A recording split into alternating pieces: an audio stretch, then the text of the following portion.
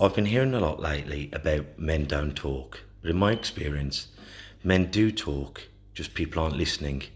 So it's going to be me and a group of blokes discussing our struggles and victories through life. Warning, there may be some bad language, so apologies to all the mums, especially my own. Let's get going. I've been, this is the Black Country Blokes, sharing a fact about everything that is mental health, disability, and life in general. Here with me, Kev Dillon, and my partner in crime, as always, Lee Cadman. And we're joined today by Sarah Bishop, who is a psychologist. Yes, got it right. But she'll be telling you all the difference between psychiatry and psychology in a bit. But as always, I always like to start with our gratitude list. And as always, I've got a lot to be grateful for. We had Father's Day on Sunday, and of course, my wife and my daughter made a right fuss of me. Went out for a nice family meal with my wife, my daughter, my mum, my dad, and my mother-in-law. Overall, cracking Father's Day. What are you grateful for, Puff? The interview we did Saturday, I really enjoyed it with Connor, who's fighting the weekend, Connor Walker. So get behind him. He'll be on DAZN, or you can get tickets still, as far as I'm aware, and he's fighting in Birmingham. But yeah, I'm grateful that he took the time to come and see us and have a chat with us. He's a real nice bloke, isn't he? Yeah, he was. So once again, follow him on his social media, Connor Walker. Tune in, and if you want to go and support a local lad, go up and see him. He's from Wolverhampton. Boxes Edinburgh again, it's a great boxing club, pro and amateur. Originally started at Merrydale up in Wolverhampton with Mick and Paul Smith, R.I.P. Paul Smith. But great club, so go and support him. Sarah, what are you grateful for? To be honest, grateful for this opportunity to chat to you guys today. I think it's amazing. All those topics that you said you're talking about, mental health, disability, things that aren't spoken about enough, and things that aren't spoken about by men enough. So really glad to be here talking to you. Thank you. And, psychology. Well, first of all, tell us the difference between them, please. So the difference between psychology and psychiatry. Yes, please. Okay, so psychology is the study of mind, emotions, thoughts, and behaviours. Psychiatry is the medical side of things. So a psychiatrist will be a medical doctor, so somebody who's more likely to diagnose you, give you medication, kind of check your health, that kind of physical approach to mental health. Whereas psychology, with psychologists like myself, we tend to focus on the therapies, so talking therapies, focus on how you're feeling, what you're thinking, your behaviours. So, with this, could you go into a bit more depth, please? Because, you see psychologists like Fraser Crane on TV. Was he a psychiatrist or a psychologist? I'm not really testing your memory. That's a while back now. I think he might have been a psychiatrist. I think. Don't quote me. So, if he was a psychiatrist, that means he will have a medical background. It's a little bit different too, as well, just to complicate things more. In America, psychiatrists often qualify in delivering talking therapies. So you might see psychiatrists portrayed in films and on TV shows who are American, who are actually doing a bit of both, a bit of the psychiatry, so there's prescribing, as well as the talking therapy. But I don't know which one Fraser was, so don't quote me on that. But one can give you a prescription, say, whereas the other one's more talking therapy. Yeah, so in this country, it would be a psychiatrist that would prescribe medication for you, and it would be a psychologist who you would see for your talking therapies. Because we've had a lot of people on here, Emily Barney, who does her brain gym from here, and Marcus Leonard from Talking Therapies in the Black Country. And I think he's brilliant. I think we've got especially us blokes, because suicide's mainly in us blokes. I think it's one every 2 hours in the UK, someone takes their own life, and it's a man. 3/4 of the suicides are men. Yeah. And I say, it's a pandemic we can solve. Yeah.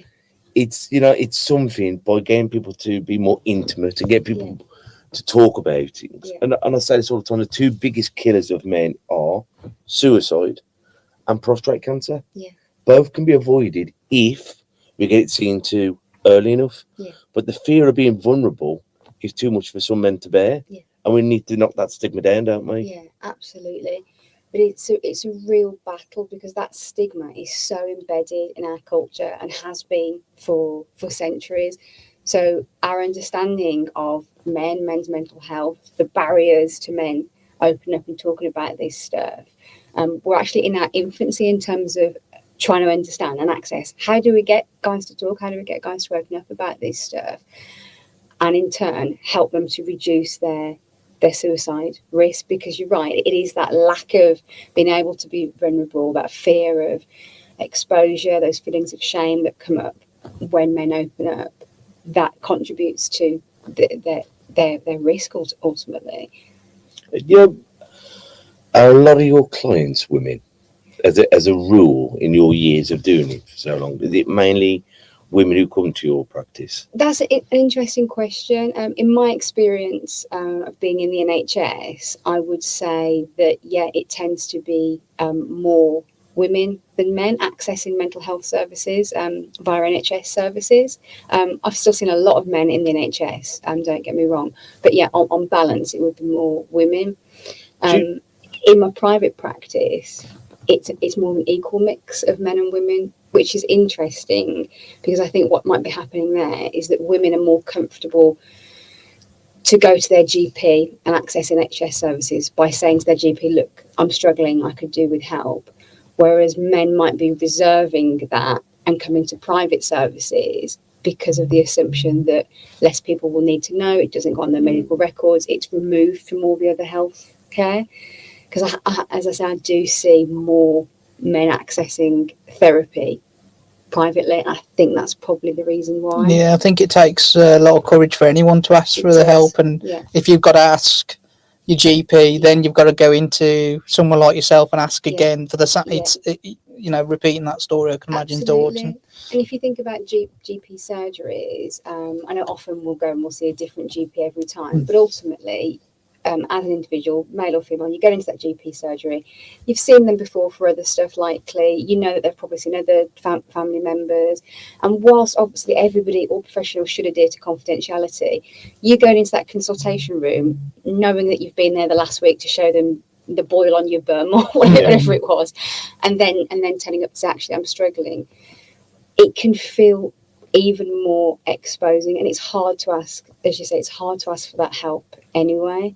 And I think that women are better at overcoming those barriers within the NHS services, within GP services, in comparison to men. Do you feel like women are like, let's compare it to like a swimming pool, women are better at when the water's up to their ankles, I'm aware that I'm about to go under, whereas men have to get up to their shoulders to realise I'm one step away from drowning here? I think that's a really interesting analogy. Possibly when it comes to emotional stuff, that could well be the case. I think women generally are better at recognising their feelings, naming them within themselves, and then sharing them. So like you said, that kind of water up to the ankles, they're able to say, oh, I'm feeling a little bit X. I've got a word for that feeling. I'm comfortable naming that feeling with that word that I've got. And I'm also comfortable sharing that word with somebody else. That connection then that we have with another person can actually help to alleviate some of that struggle. Whereas on the other hand, men tend to not be as good at recognising that there's a feeling there, number one, having the word to put on it, number two, and then number three, the hardest thing, then sharing that with somebody else. So yeah, that intensity has to increase before they even start recognising it. And the problem with that is that for all of us, as we become more stimulated, more aroused with our feeling, guess what happens? That prefrontal part of the brain that gives us our language skills starts to go offline, and it becomes really, really hard to then be able to find those words to put onto your feelings, to give it the name, to share with somebody else, because by that point, physiologically, you're in such a state that it's 20 times harder to do that naming, that sharing, than it would have been to do it when it was just up to your ankles, so to speak. Because then you can see it clearly, can't you? When it's that niddly bit, let's compare it to the water stuff. Yeah. How do you feel? Well, I feel a bit wet, I feel a bit uncomfortable. Yeah. I'm a bit uncomfortable. But yeah, you are literally just trying to get out of it, aren't you? And it's that state of panic then. Exactly. Your clear mind isn't there. And when you have people in a state of frenzy and they can't sit still and they're pacing, and we've all had COVID at this stage, and we have mind fog, and you're going, Yeah. bloody then you get frustrated with yourself Yeah. because you are letting yourself down. You're not, but you feel like you're letting yourself down. Absolutely. And before you know it, it's full panic mode, isn't it? Yeah, absolutely. And what good are to you any time when you're panicked? Yeah. You know what I mean? It's you know you're hysterical. You're blurting out things. You're being angry. Yeah. You're everything that your worst self is. Then, Yeah. aren't you? Yeah. So they're all those kind of externalizing feelings that you say, angry, blurting out, sort of panic in the state, or the opposite, which is detached, cut off, withdrawn, which are all signs that our systems actually are overwhelmed and we are flooded. So we'll tend to either detach and dissociate, at which point, again, we're not going to be able to put the proper names on those feelings and share it, or we're going to be so agitated that it's all coming out wrong anyway and doesn't quite reflect where all this stemmed from. And yet when we leave things too long, when we ignore the signs in our body, when we ignore the signs in our heart, in our feelings for too long, that's what we run the risk of happening, that becoming in that overwhelmed state, where then it's really, really hard then to talk. You know, when you're overwhelmed, I was saying the other day something, you know, like when you're a little analogy I said to my wife the other day, when you've got your money bank and you pour it all on the floor and it's everywhere, and you've got your ones, your twos, your 50s, your pounds, and you go, oh, what should I start with? Sometimes it's just, I'm going to start with the £2. Yeah. Then I'm going to start with a £1, then I'm going to start with a 50. Because when you're just thinking 10, 1, 2, sometimes just get every individual problem and try and separate off at one coin at a time. Yes, absolutely. I'm loving your analogies tonight, Ken. Nah, that's wrong with it. Yeah, brilliant. Yeah, absolutely. And like you say, it is that, it's the worst point of any attempt to solve anything. It's like when we first look at it, like you say, with all those coins everywhere, where on earth do we start? And looking at it when we're seeing that big picture like that in itself again can create overwhelm, can't it? Where can I start? I don't even know. And then we're prone, a lot of us, me at times as well, we're prone to either just shut off and detach and go, I can't do it, I'm rubbish. Or we react and we go, I'm not doing any of it, and we push all those coins off the table. But exactly like you said, if you can find that place within yourself where you can take that breath, pause, and just try to start somewhere. It doesn't matter if it's the right place. There is no right place. It doesn't matter whether it's the £2 coins, the pennies, the 20s, the 50. It does not matter. The key is just finding one bit and going, right, this is what I'm going to start with. And that will get that ball rolling, because as soon as you start to do one little part of the puzzle, you break that cycle that you spoke about, where you feel overwhelmed, you're doing the wrong thing, and that makes you feel worse, and you're in that cycle. As soon as you take one positive step of action, that's putting something different in the system, isn't it? You're going, okay, there's that 20p, I can see that, I know what these, I'm going to put that there. Yes, you've still got a floor full or a table full of coins, but there's something different that's happening now, rather than that constant, I don't know what to do, or I can't do this. Yeah. I think it's also realising the things that you can sort and the things that are just worries that you can't do anything about. You're just worrying about the future or worrying about that. It's actually, I can sort this here and now, and there's not that much once I've took out all that. Yeah, absolutely. I suppose there's something there about being realistic within your problem solving and not catastrophizing. So that's kind of saying, again, back to Kev's analogy, which I love, that's going, right, I'm going to sort out the 20s and the 50s, and then you're looking at your 5 saying, you're going, well, I've got no chance with them, so I'm just going to put those there for the time being, not look at them for the moment, whilst I just work my way through those other things. And often you'll find that once you've eased up by sorting some of these other piles, you might look back at those 5s and go, actually, I've got a bit more confidence now that maybe I can do a bit of problem solving around that, because I've taken all of these other things off my plate. I remember there's a very clever bloke on the internet, and I say about this a lot. He's teaching his uni students, and he gets this glass vase. And he gets all the golf balls, and he goes, "Is that full?" I went, "Yeah, it's full." He goes, "Oh," and he gets a bit of gravel, and he pours the gravel in. He goes, "Is that full?" I went, "Yeah, that's full." He gets some sand, and he pours the sand in, And then he goes to fun, and he gets a beer and he pours that in. And he goes, that can only work if you put the right things in first, i.e. your health, your children, your family, your golf balls, the gravel, your car, your mortgage, your bills. The sands, a lot of times, just day to day. Have I phoned Jeff? Have I seen so-and-so? Have I bought the newspaper? Yeah. But if you try and put the sand in first, the silly bits, then you can't fit the car in, then you can't fit the mortgage in, and heaven forbid you can't fit your health and your family in. Yeah. So it's putting your orders in the right, and some stuff is just completely out of your realm to do anything about. Yeah. That old saying, give me the serenity to accept the things I can change, the strength to change the things I can, and the wisdom to know the difference. Yeah. I.e., if I train harder and less junk food, I will become slimmer, I will save more money. But I can't change the world where Cal as well, or my eyes are back, or Walter, you know what I mean? I can get myself upset about those things, but I can't change it. Yeah. So it's living in that. And they go, well, how about if your eyes were better? But why get myself upset about a universe I don't live in? Yeah. Just control the universe that I do live in. Yeah. And that's how you find peace then.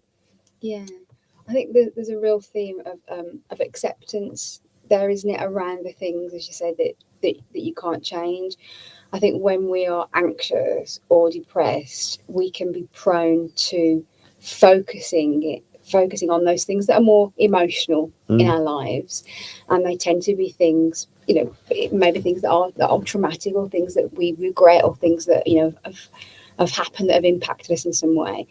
And our brains can have this annoying habit, because minds can be very annoying, of focusing in on that stuff.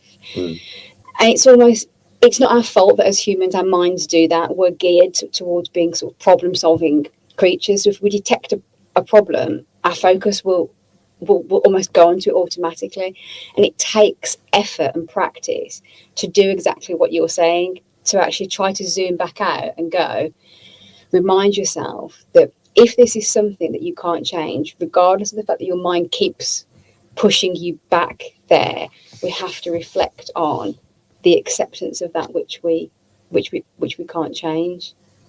And it's always remembering, like, I love this saying, worrying's like a rocking horse. You can do it all night, but it's not getting you anywhere. Worrying about, it's just pro-worrying, pro-thought of, I can't make my mortgage this month. So what can I do? What's in my power to do? I go to the pub. Well, that's 50 quid wasted. A Chinese, that's another 20 quid. And it's breaking down and going, all right, then if I cut back, then I might be able to afford it. That's a realization of stuff that I can change.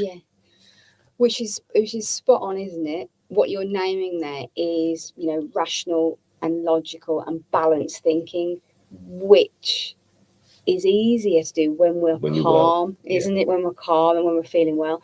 When we are anxious, none of us can think straight. No. None of us, no matter who you are, what experience you've got, what walk of life. When your adrenaline is up here, you can't problem solve around what should I do first, what are the things that I can't fix, because your body is full of adrenaline, and that adrenaline is telling you fight, flight, freeze, or fall, which is they just go along with things.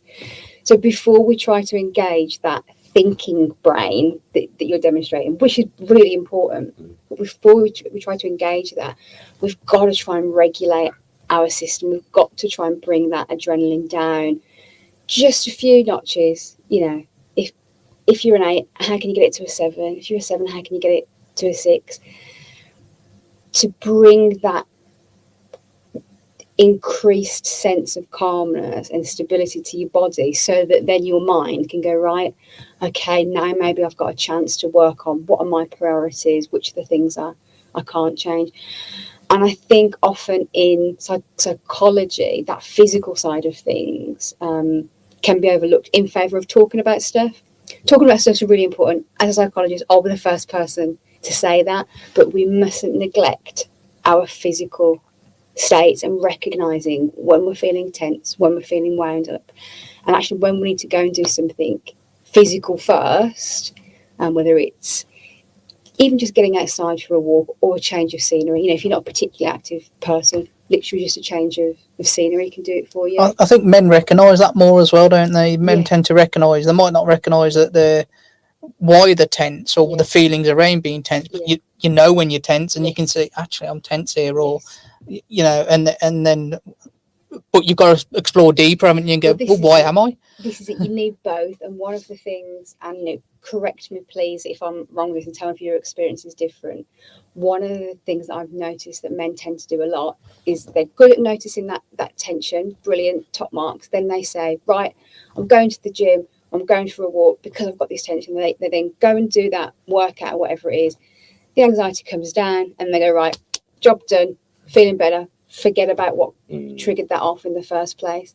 And like you say, that kind of deeper bit of self exploration and maybe that deeper bit of digging, which they could probably benefit from, gets taken off the agenda until it creeps back round next time, and that cycle happens. So my point is, we all need to be doing both, don't we? We need to be looking after that physical sense, letting go of that tension so it helps us feel better, but also reminding ourselves to look at, well, what did trigger that? Where was that coming from in me? What was that about? What does this represent for me? And I think that sometimes, speaking on behalf of men will say, like, a man will happy to admit he's stressed. It means he's a hard-working man who's providing for. But for him to say, like, I think you've got a bit of depression, mate. Or I think you were a bit. No, I'm just working too hard. But stress is just a best friend of other stuff, isn't it? Yeah. Stress isn't just this monster that lives on its own. Yeah. What is making you stress? Are you doing too many hours at work? Is it you're not seeing the kids? Is it because you're not being? And you break it down. Yeah. But being stressed isn't just one thing, is it? Yeah. No. Exactly. If we could take the word stress and dissect it into like all of its different meanings, we'd probably hear words like sad, anxious, Lonely, misunderstood, frustrated. We'd hear a whole host of really important feelings that are under that, and perhaps sometimes by putting that stress label on it, we might inadvertently be like minimizing some of that important stuff that could do with some airtime, essentially. But it's a really interesting point that men are more comfortable saying I'm stressed or angry. I hear a lot of people going, "Oh, our fella, he is angry." And I hear this a lot all the time, like, "Oh, he's angry," or "Oh, he's happy." I went, "He's a human being. Yeah. He should be angry. No one is angry all the time. No one's happy all the time. But that becomes like your identity. Yeah. Even if it's positive, poison positivity, toxic positivity. So I'm always happy. Just had my leg off, and I'm always. You're going, but that's not you. You're putting on a facade.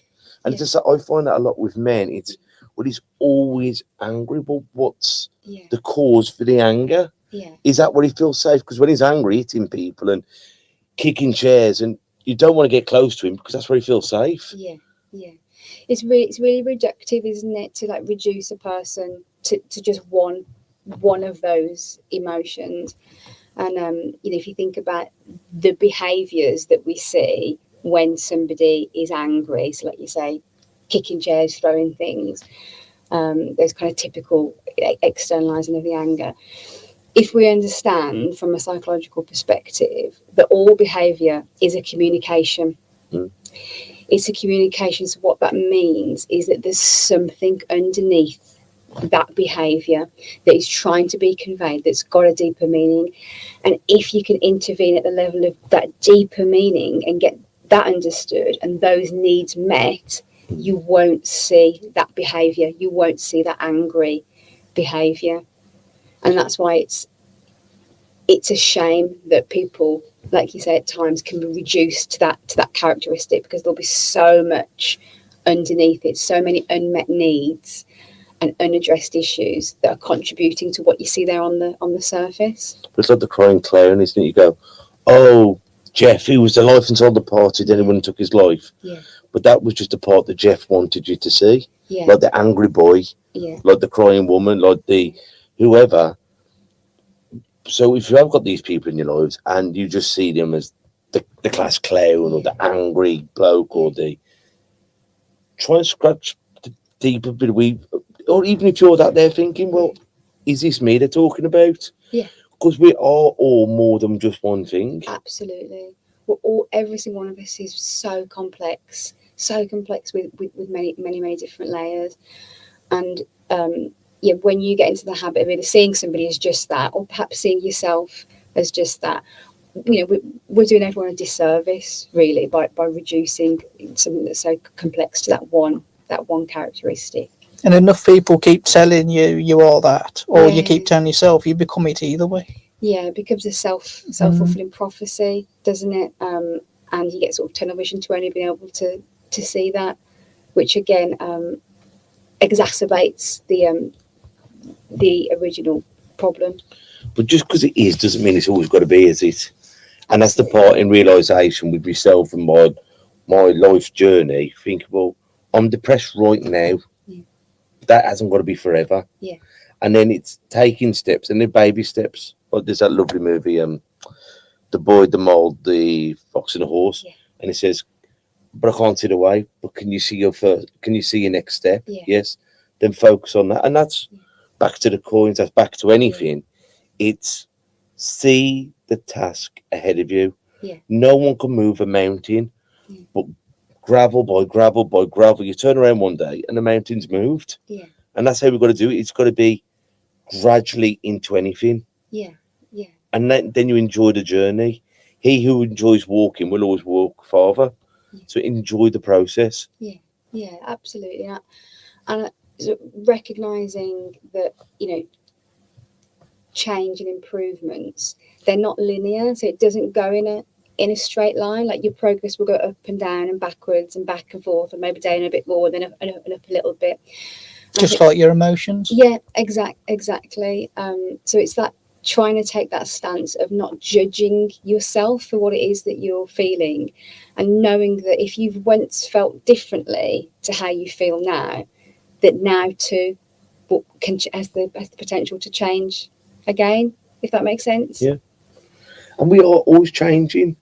And sometimes with the human mind, we have a zillion thoughts every day. I don't know if that's the exact number. But we have all these thoughts every day. You probably do, Kev. But it's being aware that emotions are fleeting. Yeah. You will feel it's when we are persistent with thought. Yeah. And if that thought is consistently horrible, then sometimes it's taking ourselves out of thought. Either by doing something that you haven't got time to think about, or being around positive-minded people.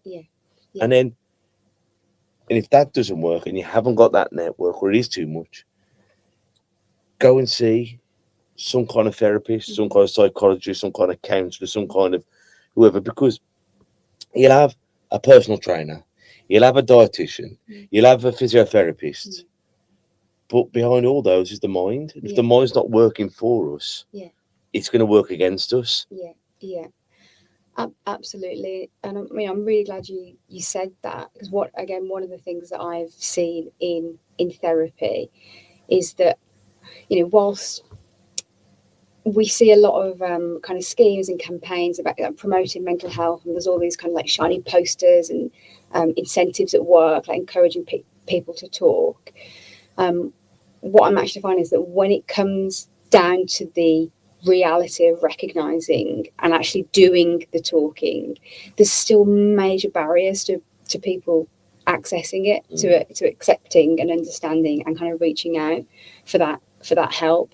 So I worked with somebody, I won't name names or name the club, but for a Premier League, he played for a Premier League football club, and I was told that they have everybody coming to see the young players, from how to deal with your finances, dietitians, legal stuff about contracts, you name it. They've got experts in coming to talk to them. But was there someone who spoke to them about mental health? No.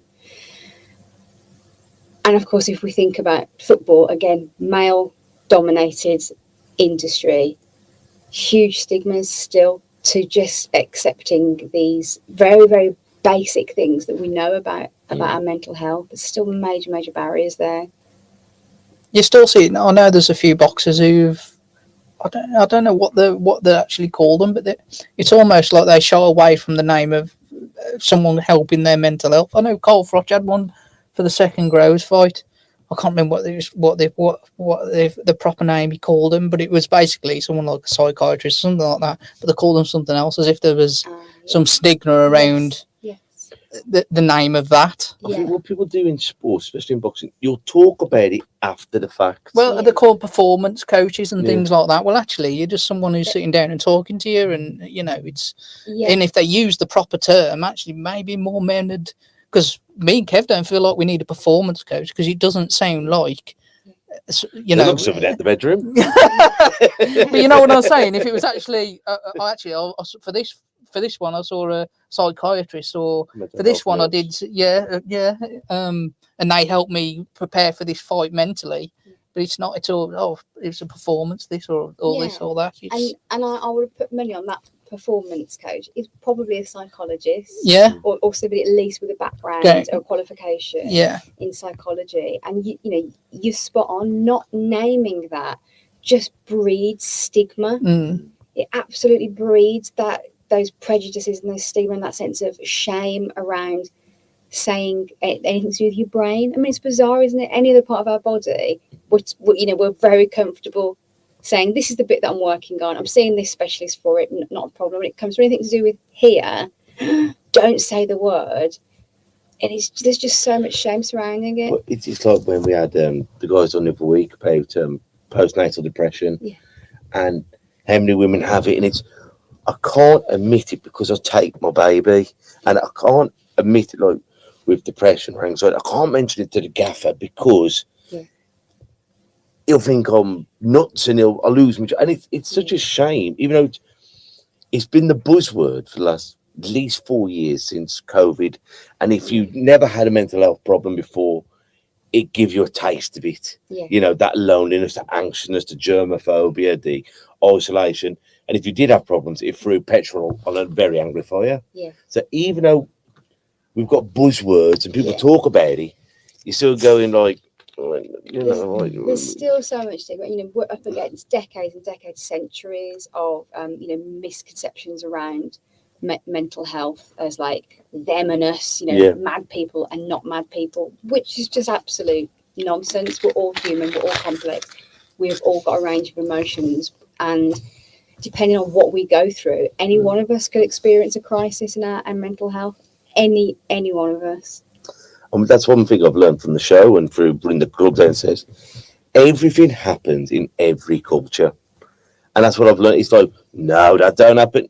Everything happens in every culture, from abuse to cancer to mental illness to everything happens everywhere, and it's only with ignorance that we can't accept that.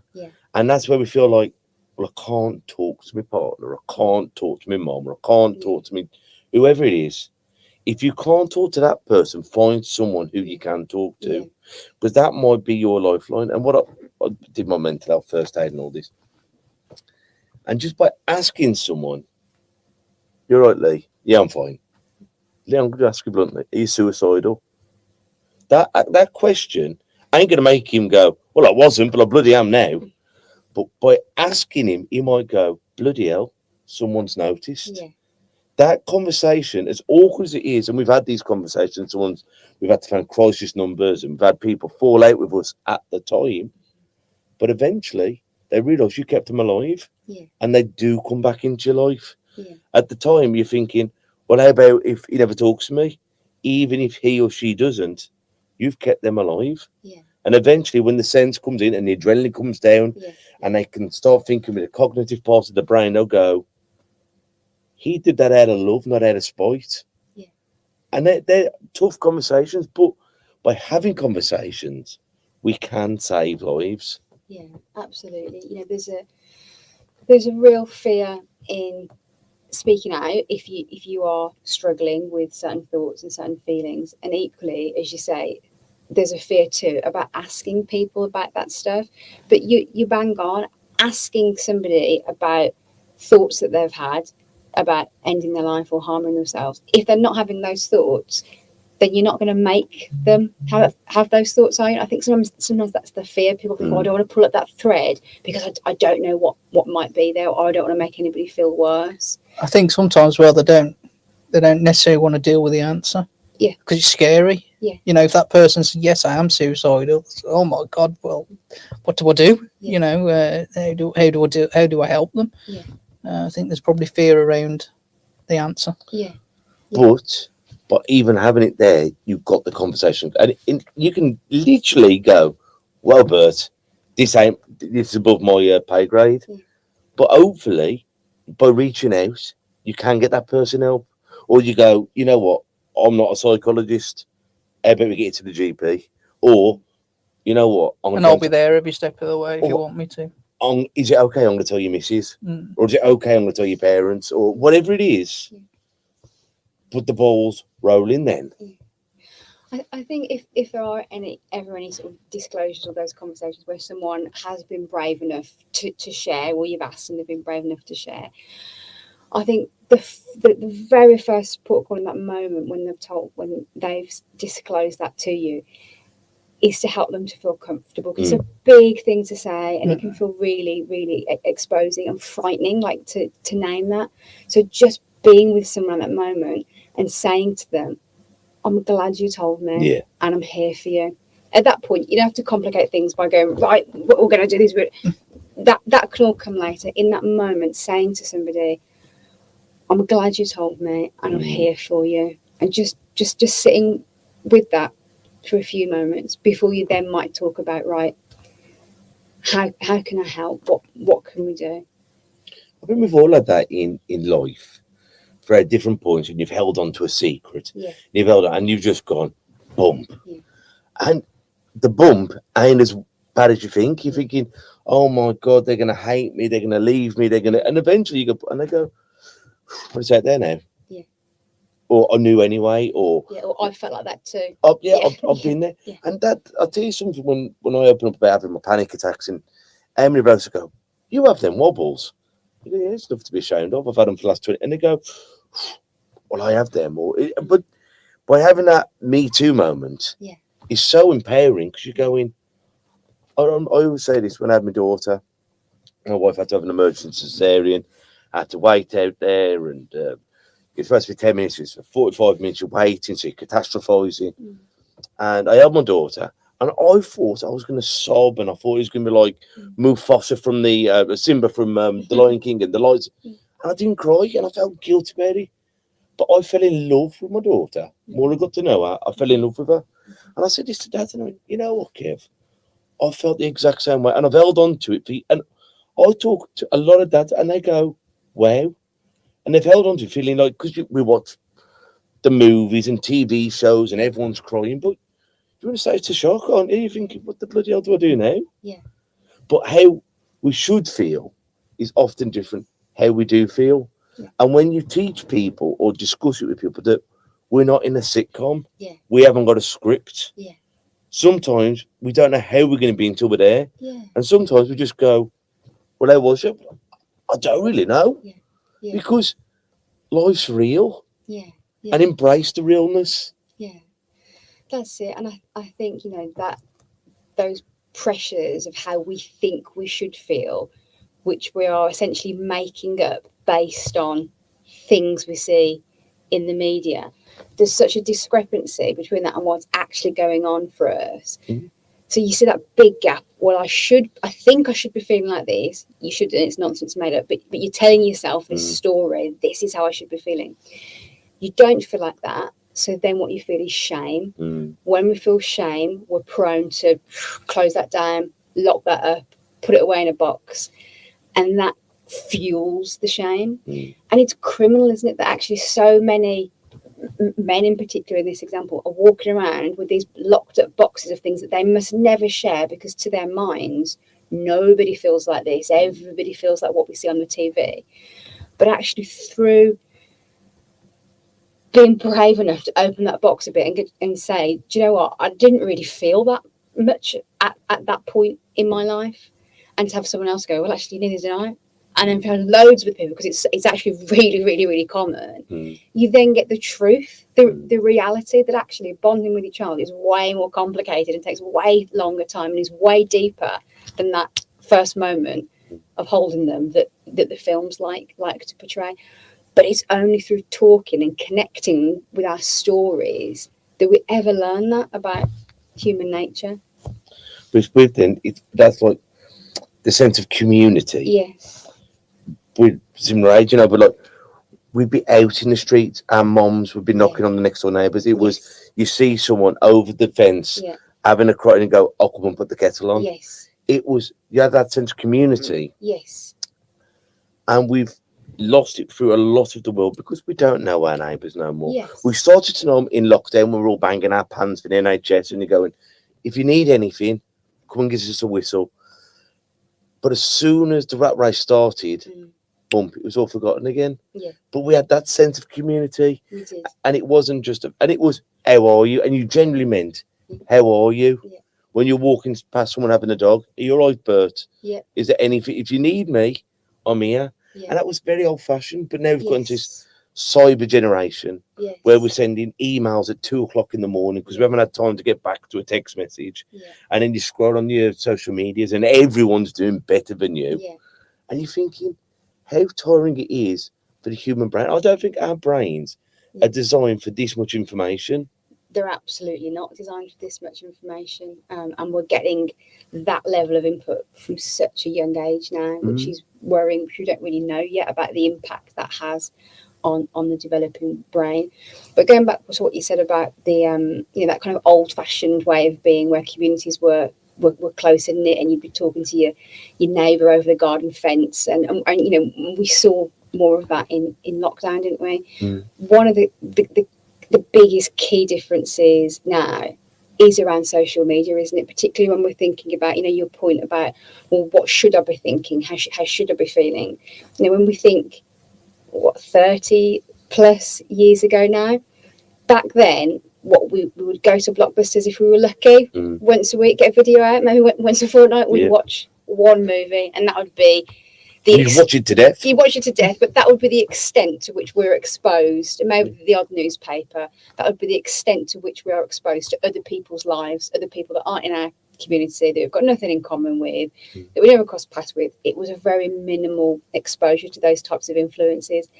Now we are bombarded by so much information about people who are nothing like us, who will never meet, and who've got nothing to do with us, most of which is made up. We're exposed to it, and our brains cannot decipher what's reality and what's not.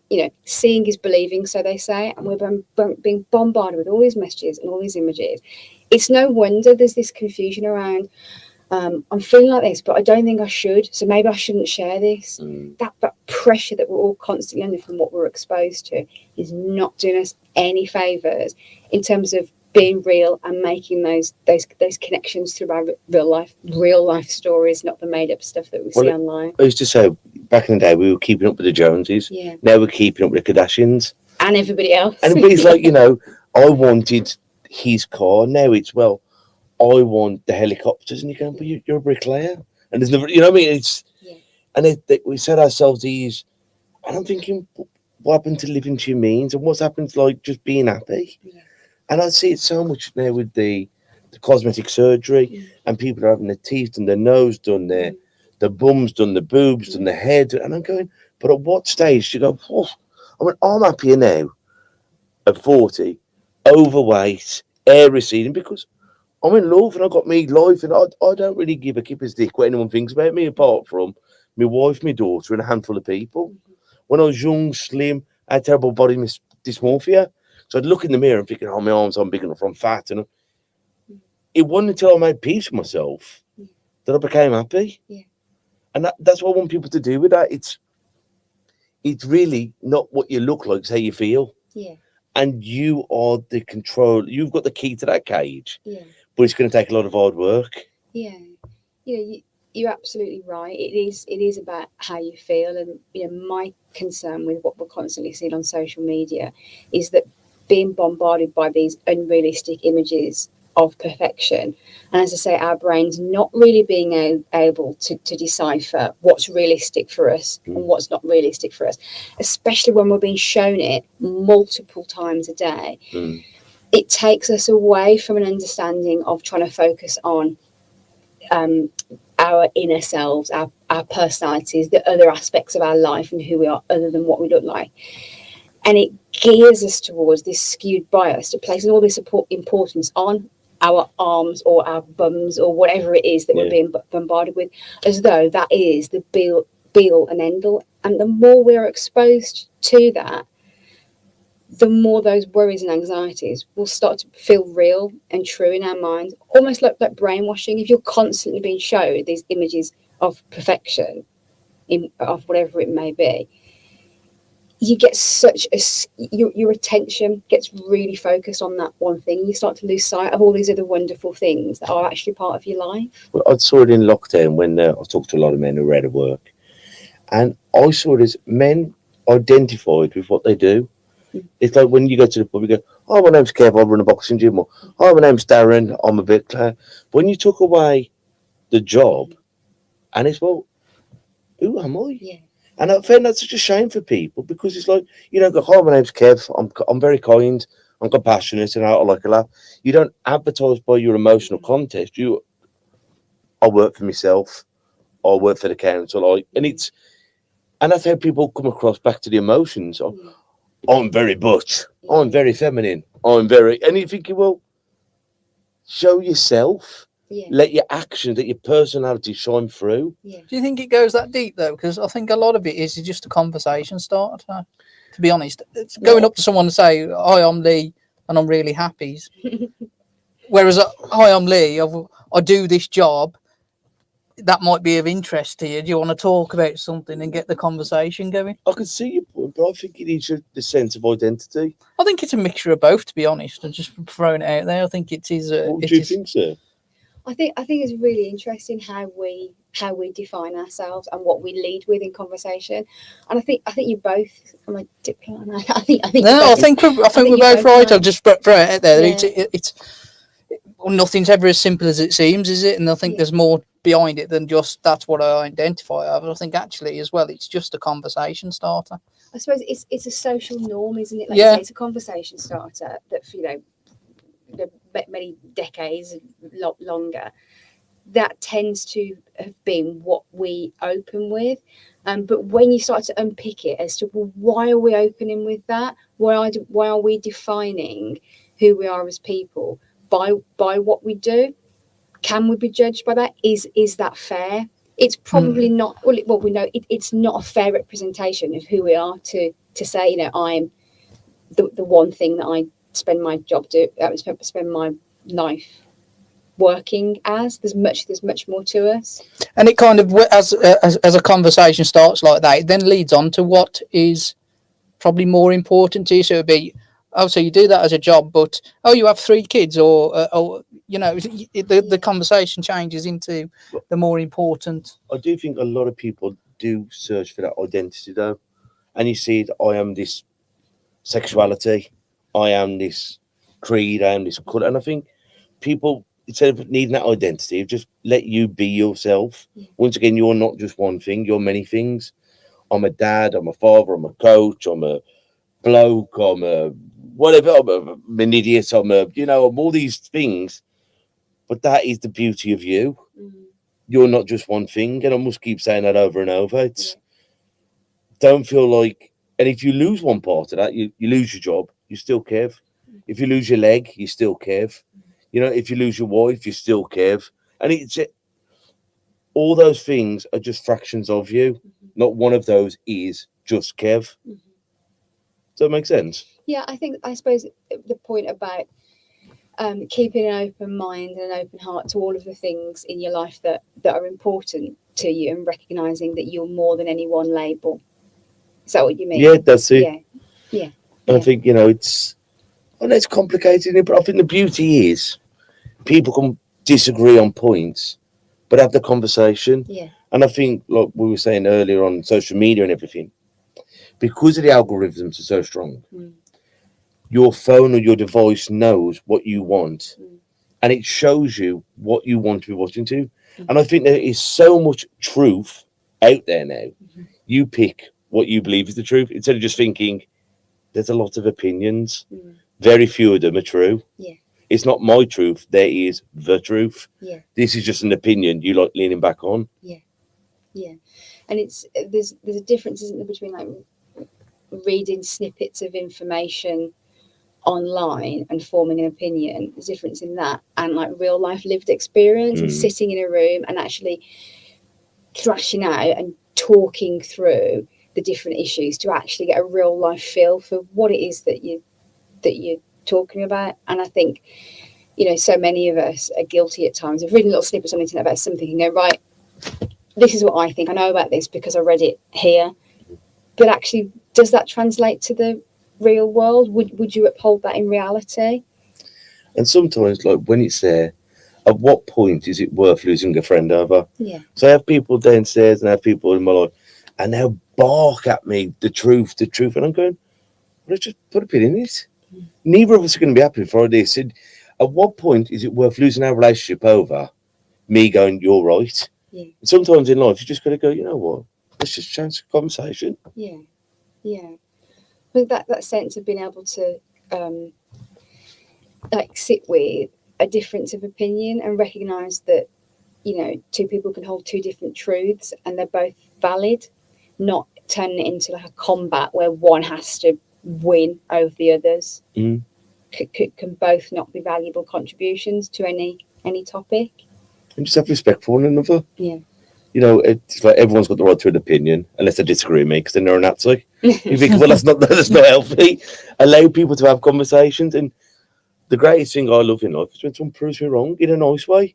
And I go, you know what, bloody hell. Yeah. I never saw that before. Well, thank you, I've learned something. Yeah.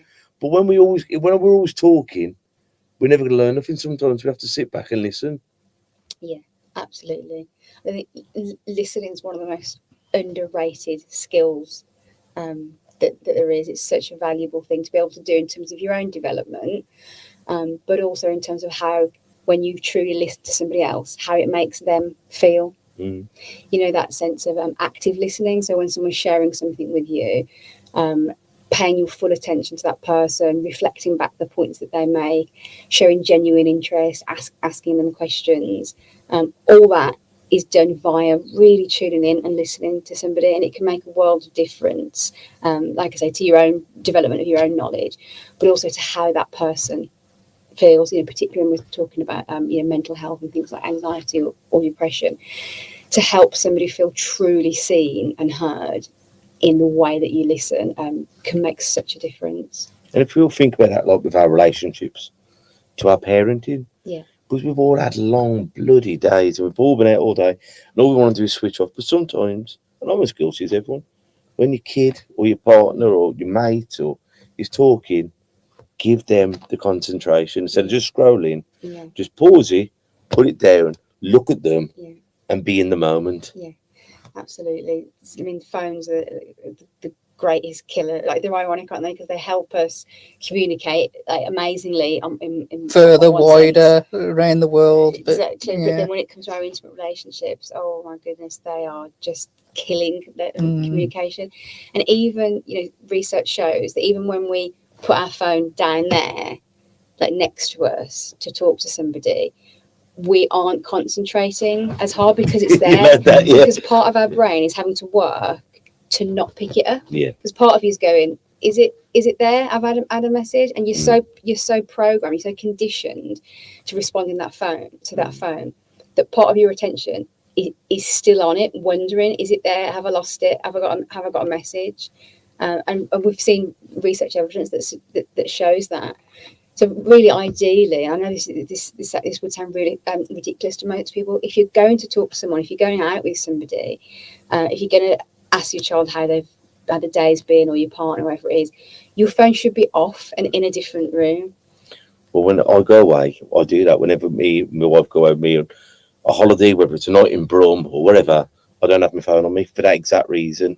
And at first you're going, where is it? But after an hour, say, then you're there and you're just people watching again. Yeah. You know, because if my wife goes to the toilet, God forbid you talk to your wife while she's there. I watch everyone else do their business. but And when she goes to the toilet normally, or wherever she goes to the bar to get a drink, phone, message, Yeah. but if you know it's off, Yeah. then you do just lean back and you just start being in the moment. Yeah. I had 2 great lessons about parenting. No, because everyone needs to learn the word no, and how to be bored. Yeah. I'm bored, Daddy. Look out the window. Be in the moment. And I think how many brilliant scholars and poets and all these aren't going to be there because their mind hasn't just been free. Well, that's a classic thing that parents of our generation will say to our children. You know, you need to learn how to be bored, and I had to make my own fun, etc., etc. I was climbing trees, I was, riding bikes, and when our children are asking us to do lots of things, there's that sense, we want to teach them this lesson of how to be bored, how to be able to sit and do nothing. How many of us can say hand on heart that they can sit without their phone? Yeah. Or without the telly. Yeah. Or without something. And we have now, because we're essentially 99.9% of us are addicted to our phones. We have this conditioned response, like you said, when you haven't got it, you're like, where is it? Yeah. And you feel on edge, and behaviourally you are missing that phone as though it's a part of you.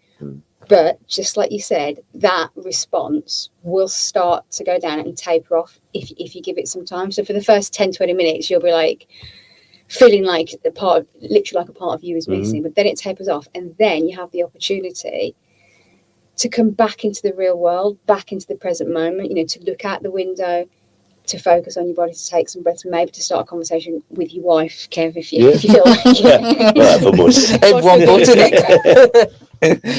How many times you sat there with your partner watching a movie and you're both on your phones and you're thinking, back in the day it was the goggle box, we all focus on the TV, but now it's like the goggle box is just the old friend in the background. You've got to sell all to the TV. But isn't it great when you can have that moment of no technology, or maybe a bit of music in the background, whatever, and you just with one another, even being silent, but with each other, or having a laugh, but we nag at our children, don't we? And we need to set the example with ourselves. Absolutely. Monkey see, monkey do, and it's not. There needs to be a balance with it as well, because I know a lot of it's going to go on to inspire children watching these videos and doing all that as well. It's not all the negative thing to be on there. It's negative to be on there all the time and not being within the real world. But imagine the people who've seen other people do stuff around the world and going, you know what, I want to go out there and do that. Whereas you might not have been aware that that's happening. Yeah, I think that's what there's definitely a plus side, or definitely some advantages of how much we can see and how much we can be exposed to in terms of that expanding of our horizons. The problem is, though, that we've been encouraged to look at things for 2 seconds, 5 seconds, and if you do want to go and climb that mountain, or become that amazing dancer, or whatever it is that you're seeing on screen, I'll tell you, it's going to take more than a 2-second attention span. So that's the balance that we have to think about. Yes, let's see all the wonderful things that are going on in the world, but how are we going to teach discipline and perseverance and patience? Yeah, because that the I can't remember his name though, but he ran the whole of Africa or South Africa. What's his name? The ginger bloke. Yeah, and I just think how many people wouldn't know about that. He wouldn't raise the money, and he wouldn't inspire other people to do challenges that think they're out of their capability. Because he's just he's just an average bloke. He's obviously done something really extraordinary, but he's not Superman. He's a person. You just think that's got to inspire people as well. Yeah, absolutely. And those sorts of stories, having access to that, is one of the wonderful things about the internet and social media too. Anything that can inspire us. But it's that. Yeah, there needs to be more of it and watch it for longer. Because nothing does me any more when I've taken my daughter swimming, and I've got some other kid blaring Peppa Pig. I forget to entertain the kid. I look at him thinking, I don't want to listen to it. And you're thinking, once again, be in the moment, be there, get down on your hands and knees and bow with your kid, talk to your kid. Everything hasn't got to be technology, has it? It's got its time, it's got its place. We're doing it right now. But sometimes, and we all need to do this, be in the moment more. You know what I mean? Be with friends, be with families, be on your own. but be in that moment, because tomorrow isn't promised. But I think we've always tried to. Well, there's certain people's always tried to shy away from that, whether it be reading a book. You know, we've read books for God knows how long, and all that is a distraction from the moment. You know, there's always been that thing there that will distract you from the moment. It's whether that thing that's distracting you is positive or negative, and how you're using it. Reading a book in social media, you don't just read a chapter, put the book down, grab another book, read a chapter, put it down. No, you don't. Well, some people actually do that, which surprised me. Some people read multiple books at the same time. It blows my mind, to be honest. To do one book and then that's it. But some people will actually read multiple books. What do you can say, suppose?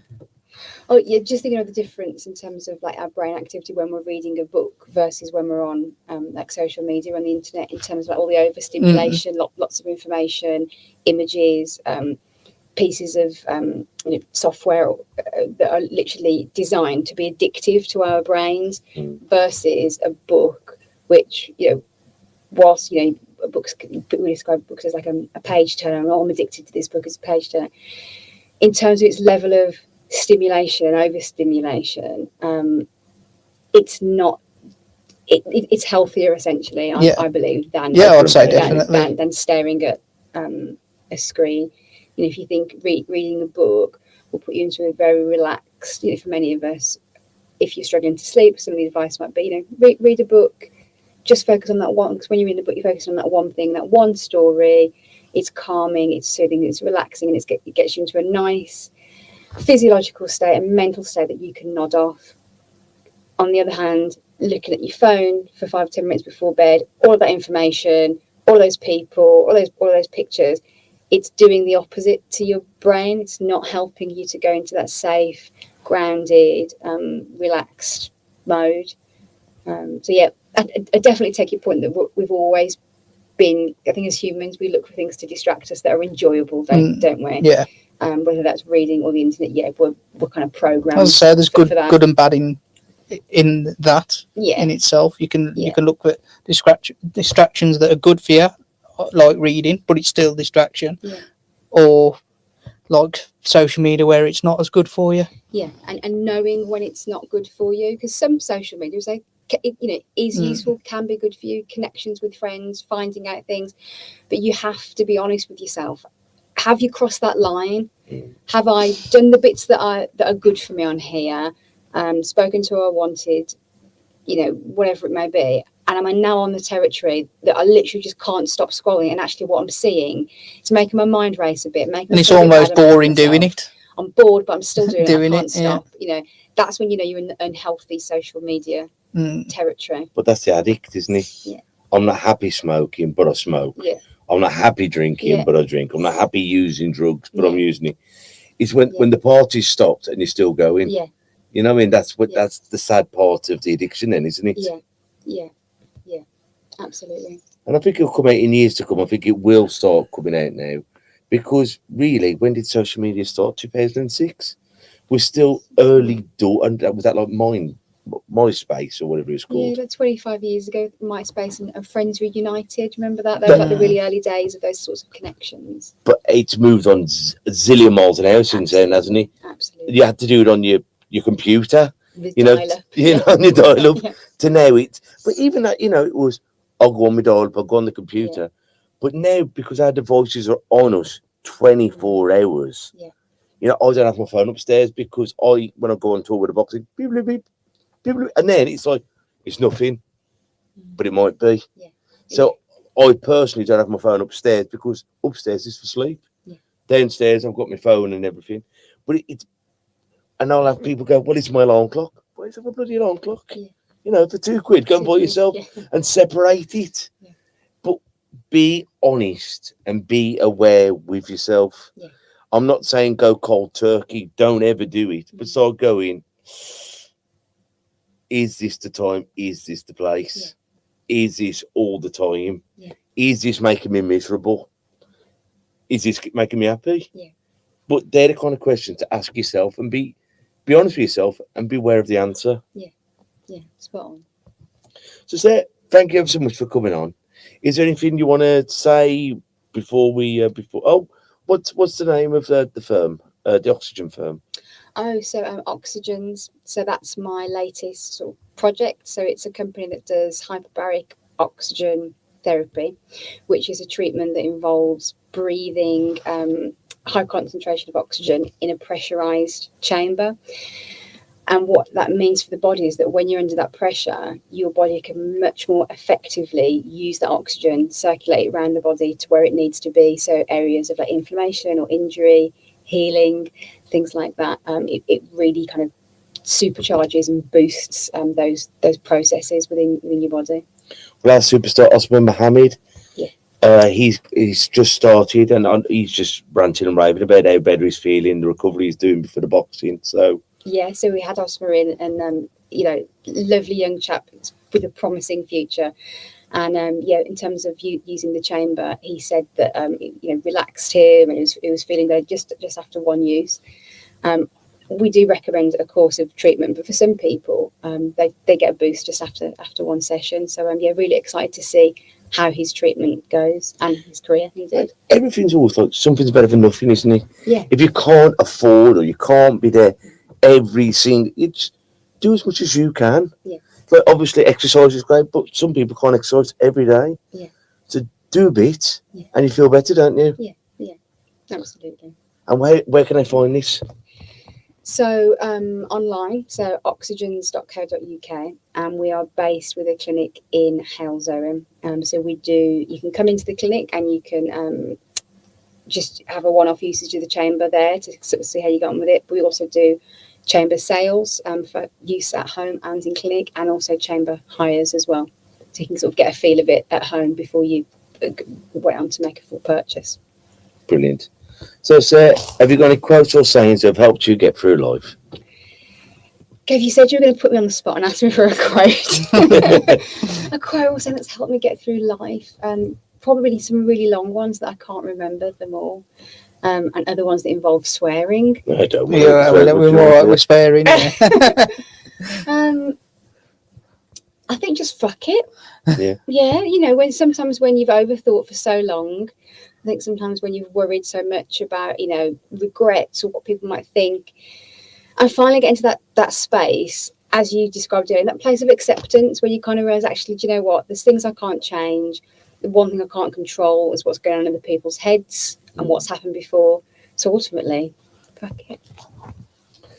Well, guys, I hope you've enjoyed that. I want you all to take care of yourselves and each other. So until we'll see each other next time, try a bit. Listen. And that's a wrap for another show. But if there are any comments or messages that you would like us to read out for our next podcast, please be in touch. There are also lots of different organisations at the bottom of this page, and hopefully they can help you or someone you care about. Please share this to spread the word. Until we talk next time, ta-ra a bit. Listen.